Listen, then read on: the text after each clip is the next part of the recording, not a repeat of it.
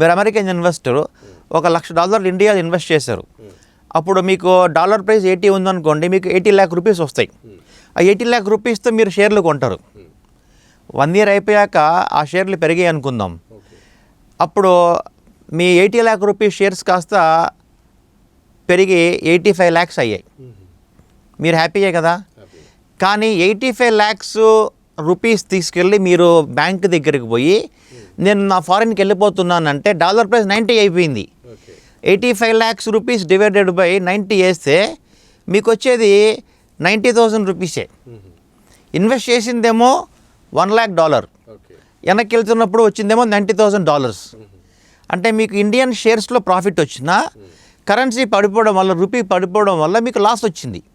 ఈ loss panic అయిపోయి foreign వెళ్ళిపోతారు ఇన్వెస్టర్స్. ఇప్పుడు ఇండియాకు వచ్చేవాళ్ళు అనుకోండి, వాళ్ళు 1 year బ్యాక్ 1 lakh కన్వర్ట్ చేస్తే 85 lakhs వచ్చేవి.